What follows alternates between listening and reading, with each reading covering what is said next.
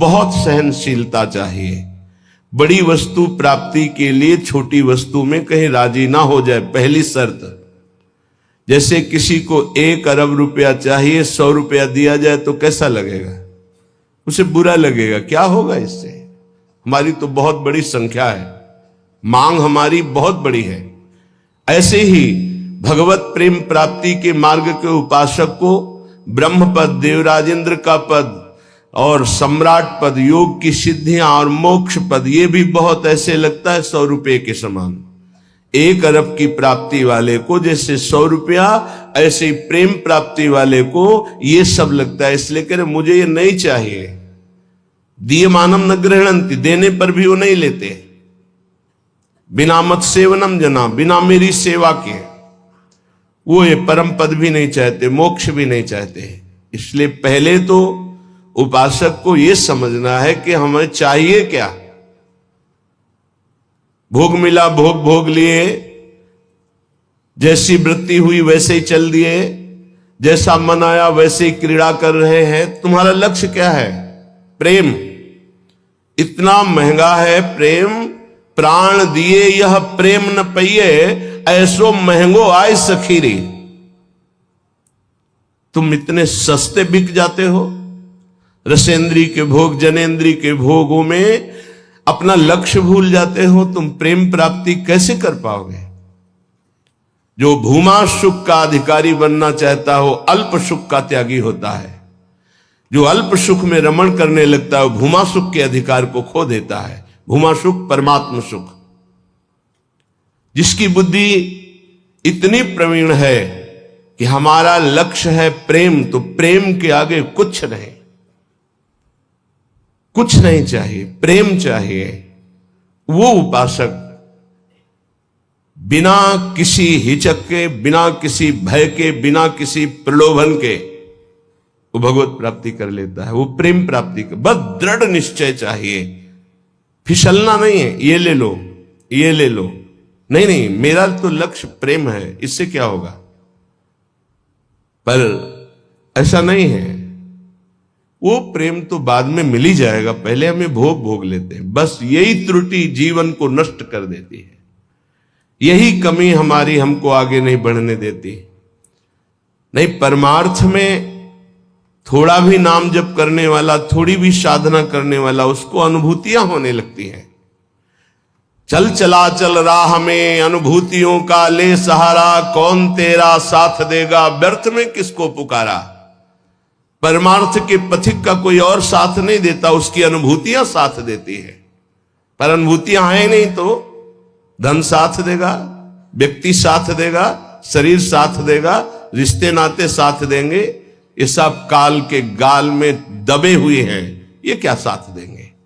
कालातीत पुरुष हमारा साथ दे सकता है, वह भगवान, वह भगवान के प्रेमी जन। इसलिए बहुत सावधानी पूर्वक सत्संग सुने और इस जीवन का चरम लक्ष्य है प्रेम। उस प्रेम को हम प्राप्त करने के लिए कमर कसें। क्या ये संतों के पास नहीं जा सकते? क्या इनका अधिकार भगवत प्राप्ति नहीं? नहीं, इनके मन में भगवत प्राप्ति की कहीं किंचन मात्र लालसा नहीं। पद और प्रतिष्ठा, भोग और ऐश्वर्य, नाम और कीर्ति, बस इतना ही लक्ष्य है। इसलिए प्रेम मार्ग के उपासक को कभी इनका संग नहीं करना चाहिए। हां, कोई महाभागवत और पद पर विराजमान और भगवत भजन में लगा हुआ, भगवत प्राप्ति की लालसा वाला, उसका हृदय से स्वागत करना चाहिए। ऐसा नहीं कि कोई हो ही नहीं सकता। अम्बरीश जी महाराज चक्रवर्ती, सम्राट और महाभागवत, बड़े बड़े महाभागवत राजा हुए। दशरथ जी महाराज चक्रवर्ती, सम्राट, ऐसे महाभागवत कि भगवान उनके पुत्र श्री राम के रूप में आए। तो जो भगवान से विमुख है, केवल पद का ही अभिमान रखता है, राजपने का अभिमान रखता है, भोग ऐश्वर्य में घमंड में है, ऐसों का संग कभी भक्त को नहीं करना चाहिए। अभिमानिन ते न्यारे, भूत भविष्य लोक 14 में भये होए हरि प्यारे, 300 व्यवहार हमारो, अभिमानिन ते न्यारे। किमनो भूपई, मुझे क्या प्रयोजन है। एक ब्रज के भक्तों के चरित्र में आता है एक संत की कुटिया पर राजा दर्शन करने के लिए गए, तो वो भिक्षा मांगने गए थे।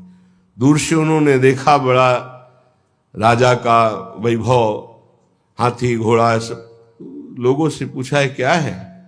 बोले राजा दर्शन के लिए। भागे और गांव में गए और कहा हमारी कुटिया में आग लग गई है, जल्दी बचाओ, जल्दी बचाओ। गांव के लोग भागे, वहां गए तो देखा राजा समझ गए। उन्होंने हाथ जोड़ा और कहा महाराज क्षमा चाहते हैं, पर वो महाराज तो भाग गए, ऐसा कहकर वो दर्शन नहीं देंगे, आप चले जाइए यहां से। यदि आप अपना मंगल चाहते हैं तो महात्मा को कष्ट मत दीजिए, वो आपसे मिलना नहीं चाहते, आप चले जाइए यहां से। वो चले गए। किम भूपहि, मुझे क्या प्रयोजन है? जो राजपद के अभिमान में है, किसी भी पद में, उससे क्या प्रयोजन है? अगर अभिमानियों का संग होगा तो अभिमान जागृत हो ही जाएगा। अभिमानियों का, पदाभिमानियों का संग होगा तो भगवद आश्रय छूट ही जाएगा पक्का। ले लो हमारा फोन नंबर, मैं तो आपकी आज्ञा पर चलूंगा, आप केवल फोन कर दीजिए, सब ठीक हो जाएगा। मर गया साधक। जीवन में अन्य आश्रय आना अपनी साधना से भ्रष्ट हो जाना है। एक भरोसो, एक बल, एक आस विश्वास, एक राम घनश्याम हित चातक तुलसीदास। एक ही भरोसा, एक से ही आशा, एक से ही विश्वास, एक से ही संबंध हमारा मात्र आराध्य देव, बस। अन्य का कहीं आश्रय हुआ तो उपासक गिर जाएगा, पक्का गिर जाएगा, और गिरते हुए देखा है। श्रीपाद प्रबोधानंद जी महाराज कह रहे, नु देवादि भिरवा, मुझे इन देवताओं से भी क्या प्रयोजन है? श्रीमद् भगवद गीता जी में भगवान कहते हैं भूतों को पूजने वाले भूतों को प्राप्त होते हैं, देवताओं को पूजने वाले देवताओं को प्राप्त होते हैं। तो देवलोक स्थायी लोक नहीं है, स्वाप्निक है। देवादिभिर्वा स्वप्नैश्वर्योत्फुल्लित। जैसे स्वप्न में आप पहुंच गए, बहुत सुंदर मकान, बहुत सुंदर सुंदरियां, भोग, ऐश्वर्य, जब जगे तो कुछ नहीं है। ऐसे स्वप्न का विलास स्वर्ग है, एक अच्छा सुखद स्वप्न, जहां पुण्य खत्म हुए, मृत्यु लोक के विसंति, आग खुला, कुछ नहीं। इसलिए मुझे देवताओं से भी क्या प्रयोजन है? क्या दे देंगे? क्या भगवान की प्राप्ति करा सकते हैं? क्या भगवत प्रेम दे सकते हैं? नहीं दे सकते। इसीलिए कहा गया बड़े भाग मानुष तन पावा, सुर दुर्लभ सद ग्रंथन गावा। ये देवताओं को भी दुर्लभ है मनुष्य देव, क्योंकि इससे हम भजन करके भगवान को प्राप्त कर सकते हैं, वो नहीं। श्रीपाद कह रहे शून्यावलंबीर, कुछ आराधना करने वाले ऐसे हैं कि शून्य की उपासना करते हैं। अरे ध्यान ही करना है तो सच्चिदानंद भगवान के नाम रूप का ध्यान करो, समय सार्थक हो जाएगा। किम वैष्णवैर वापी, वैष्णव धाम वैकुंठ से भी हमारा क्या प्रयोजन है? ये तो सखाओं को पसंद नहीं आया। जब सखाओं ने जाना, नंद बाबा को वरुण के पार्षद ले गए थे, और श्री कृष्णचंद्र जो जब उनको मुक्त कराने के लिए गए, तो जो लोकपाल वरुण ने साष्टांग दंडवत की और अर्घ पूजा और उपासना वो नंद बाबा ने देखी। मेरे लाला को बड़े बड़े देवता लोकपाल दंडवत कर रहे हैं। और स्तुति जब की तो सुना नंद बाबा ने, तो आके ब्रजवासियों से बताया मेरा लाला तो भगवान है। सखाओं ने कहा क्यों कन्हैया तू भगवान है? बाबा कह रहे थे तू भगवान है। तो भगवान है तो वैकुंठ दिखा। भगवान श्री कृष्णचंद्र जो मुस्कुराए अपने भोले सखाओं की बात सुन, तो ये ब्रह्म हृदय है, स्नान करो इसमें, फिर हम तुम्हें वैकुंठ का दर्शन कराएंगे। जी ही डुबकी लगाई, पहुंच गए वैकुंठ। वहां भगवान की दिव्य चतुर्भुज पार्षद और दूर सिंहासन में इंद्र नीलमणि कांति चतुर्भुज भगवान श्री के सहित विराजमान है, लक्ष्मी जी के सहित विराजमान है। वो कांप गए वैभव देखकर। पार्षदों ने रोक दिया। अरे बोले मुझे ऐसे के पास जाना ही नहीं, मेरा कन्हैया तो सिर्फ मेरा है। और एकदम व्याकुल हुए कहा नहीं चाहिए मुझे वैकुंठ। और डुबकी से बाहर हुए, देखा मेरा कन्हैया मुस्कुरा रहा है। बोले प्रभु चरणों में गिर गए, कहा कभी वैकुंठ मत भेजना, मुझे ऐसे वैकुंठ में नहीं जाना जहां आपसे इतनी दूरी हो, जहां ऐसा वैभव नहीं। मेरा कन्हैया जिसके साथ हम खेलते हैं, तो ये तो सखा भाव की बात है, फिर ऊपर के भाव में कौन स्वीकार करेगा ऐसे वैभव को? वैकुंठ के भी वैभव को नहीं स्वीकार करना, ना श्रीमत, ना किसी वैभव ऐश्वर्य सिद्धियों को स्वीकार करना। तब वृंदा कानन एकांत भाजाम, तब वृंदावन के एकांतिक प्रेम की प्राप्ति होती है। एकांतिक, प्रिया प्रीतम, श्यामा श्याम। तो अभी आप कह दो मुझे मोक्ष नहीं चाहिए, वैकुंठ नहीं, 500 रुपया में प्रभु को भूल जाते हो, वैकुंठ की बात करते हो। मोक्ष जानते हो किसे कहते हैं? अभी जाना ही नहीं मोक्ष किसे कहते हैं। जरा से लौकिक सुख में तो घुटने टेक देते हो, मोक्ष सुख के त्यागी कैसे हो गए? ये जो त्याग की बात है, ये उन भजनानंदियों की जिनकी स्थिति में आ चुके हैं। वो चाहे तो वैकुंठ मिल जाए, चाहे तो योग की सिद्धियां मिल जाए, चाहे तो मोक्ष मिल जाए, वो उनका त्याग किए हुए हैं। पहले मर्त सुखों का तो त्याग कर दो, मृत्यु लोक के सुखों का तो त्याग करो अंदर से, तब ऊपर के सुख अपने आप तुमको दिखाई देने लगेंगे। श्रीपाद कह रहे हैं शम सर्वेशाम अप्रयासेन दात्री द्वित्रैकांति प्रेम पात्रैक पात्री आनंदात्मा शेष सत्वा निधात्री श्री वृंदाटव्यस्तुमेन्धस्य धात्री। आयास प्रयास से जो सुख मिलता है वो अल्प होता है। जो आप प्रयास करते हो उसे कर्म कहते हैं। कोई भी कर्म प्रारंभ और अंत वाला होता है, तो किसी भी कर्म का फल अनंत नहीं हो सकता।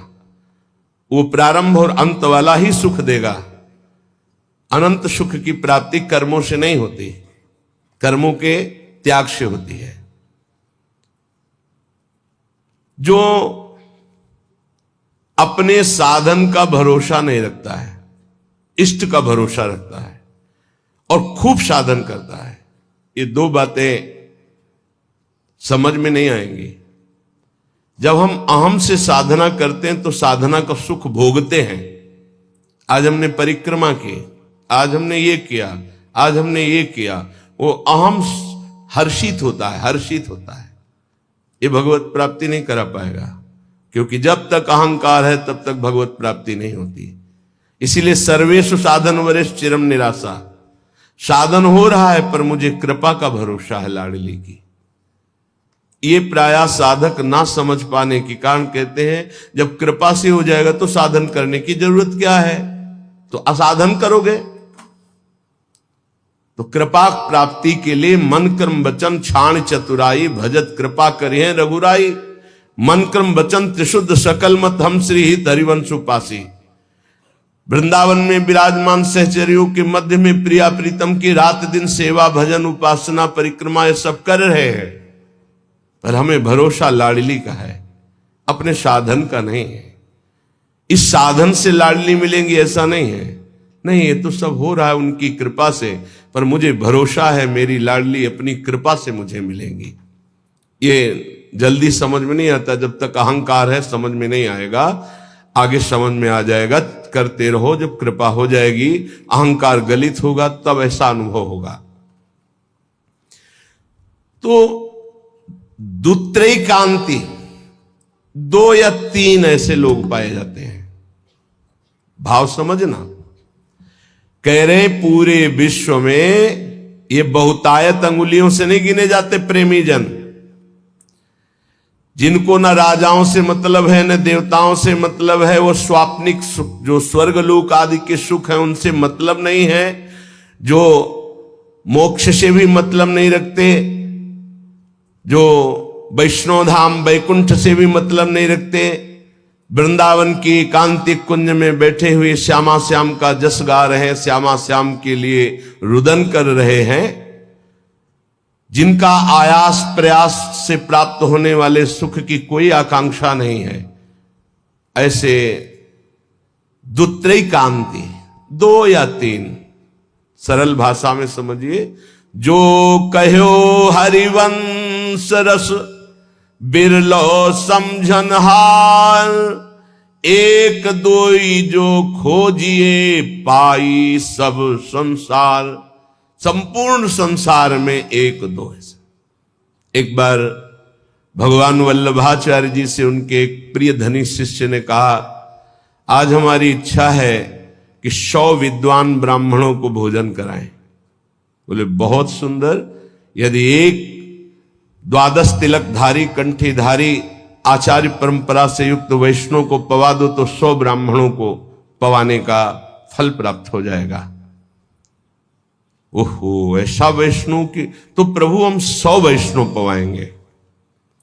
तो उनका एक अश्रुपूरित, आंखों से अश्रु बह रहे, शरीर पुलकित है, कंठ गदगद है और नाम में रत है, ऐसे प्रेमी महाभागवत को पवा दो तो 100 वैष्णवों के पवाने का तुम्हें फल प्राप्त होगा।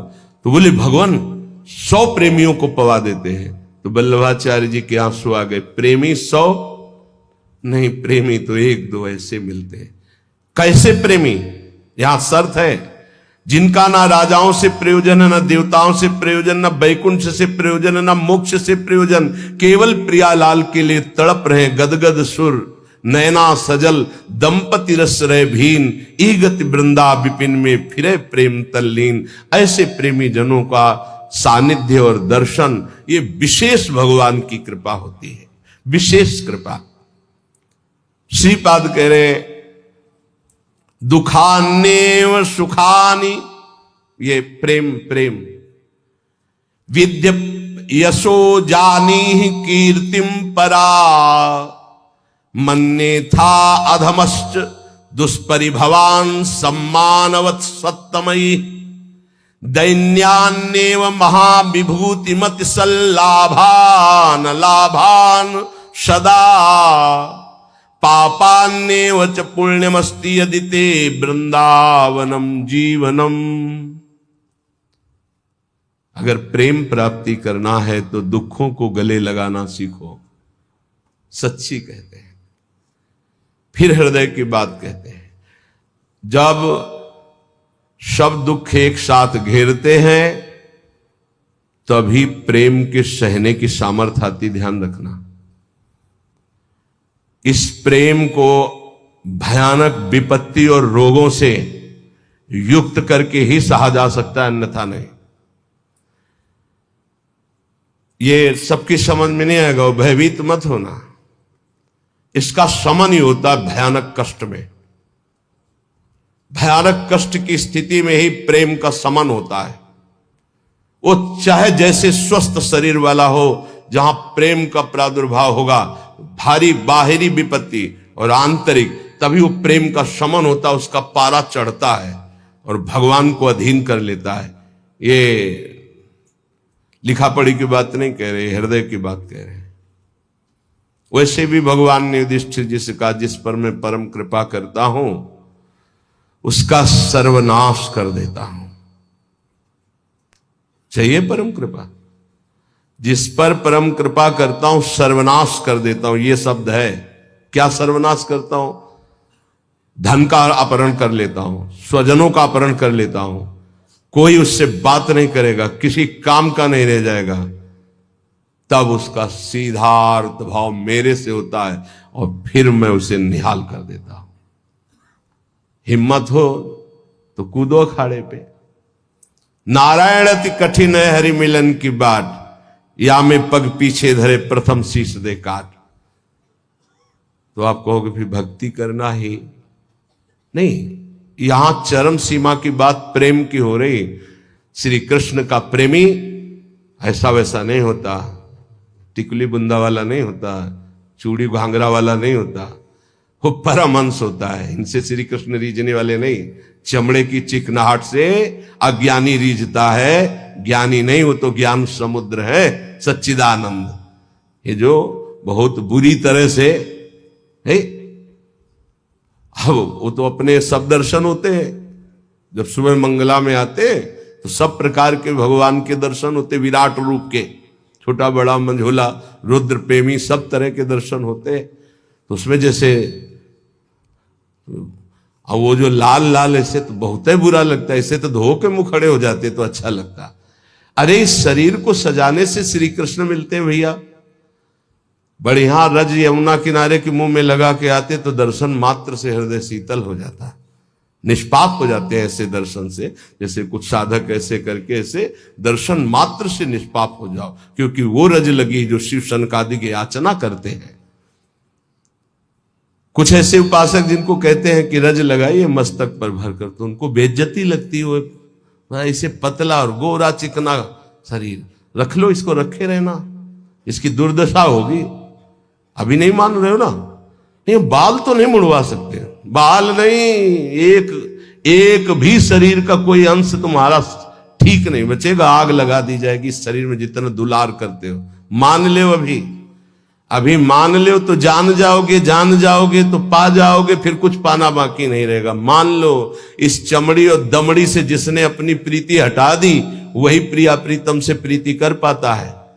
रुपया, भोग, शरीर यही बाधक है भगवत प्राप्ति में, यही समझना है। दुखान्य व सुखानि, इस मार्ग का उपासक दुख को सुख मान करके चलता है। ये बहादुरों का मार्ग है। हम तो धन्यवाद देते हैं कि आप ऐसा सत्संग सुन रहे हैं, नहीं तो प्राय इतना दान करो तो ये मिलेगा, इतना करो तो ये मिलेगा, यही सुनने के लिए तैयार है। लेकिन ये आप सुन रहे हैं, हमारे ऊपर बड़ी कृपा कर रहे हैं, क्योंकि आप सुन रहे हैं तो सुनाने का उत्साह बढ़ रहा है, नहीं इसे सुनने की योग्यता खो दी है। आज हमारी समाज सत्य सुनने की योग्यता खो दी है, क्योंकि अंदर मनमानी आचरण तो कौन सुनेगा इनको, शास्त्र रखे के रखे रह जाते हैं। सुनाने वाला चाहता है आपका मनोरंजन, हो आप चाहते हैं अपने मन का मनोरंजन। दोनों के तार मिल गए तो तालियां बजती हैं। यहां तालियां नहीं बजा सकते हो, यहां मन को बजाना पड़ेगा, यहां मन को भंजन करना पड़ेगा।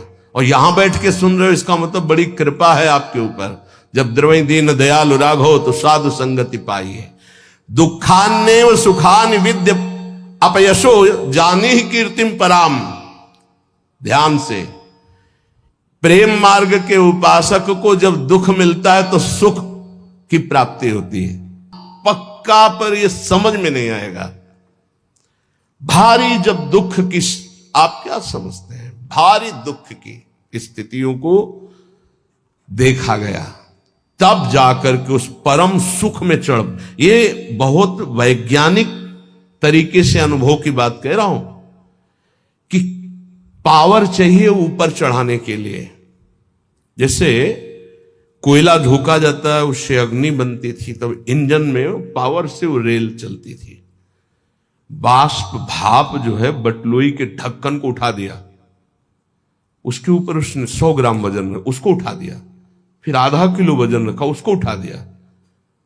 उसी से उसको लगा कि इससे तो बहुत बड़ा कार्य किया जा सकता है। तो ये कक्षा 4-5 की कक्षा में पढ़ाया गया था कि वो इंजन का निर्माण किया, कोयले की इंजन, उसी से रेल बनी। उसका हमें नाम स्मरण नहीं है, जेम्स वाट, हाँ ऐसे कुछ नाम। तो ऐसे ही आप बिल्कुल ऐसे ही समझिएगा। जब साधक के जीवन में दुख की भारी चारों तरफ, तो उसकी अध्यात्म शक्ति जागृत होती है, हर भरोसा टूट जाता है, एक भरोसा केवल श्री भगवान का, तो वो पावर से उसके मन की गति परमात्माकार हो जाती है। इसीलिए कुंती जी बहुत सोच समझ के कह रही, मुझे पग पग पर दुख चाहिए, क्योंकि दुख में तुम्हारे सानिध्य का अनुभव होता है। ये हम कृपा मनाते हैं, भगवान की कृपा मनाते हैं कि इसने वो बाजी जितवा दी जो कभी साधना में नहीं जीत सकते थे, कभी नहीं। ये खुद निज अनुभव ये कहूं खगेशा, वो भगवान ने जिता दी। इसीलिए बड़े बड़े महापुरुषों के चरित्रों को पढ़ के देखो, प्रतिकूलता का जाल बिछ जाता है उनके जीवन में। भगवान ऐसा क्यों करते हैं? अध्यात्म की जितनी ऊंचाई पर चढ़ा हुआ महापुरुष है, उतनी भारी कसौटी कसी गई। संपूर्ण आश्रय भरोसे सबका नाश होकर एक भरोसा केवल प्रभु, वही जो दिव्यता होती वो वही होती। ये पढ़ने से लिखने से साधन, यह गुण साधन ते नहीं हुई, तुम्हारी कृपा पाओ कोई कोई। यदि तुम्हारे जीवन में विपत्ति दुख और संकट घिर जाए तो भगवान को कोसना नहीं, इसलिए बता रहे ये वो स्थिति प्रदान करने के लिए है जो तुम कभी किसी साधना से नहीं प्राप्त कर सकते।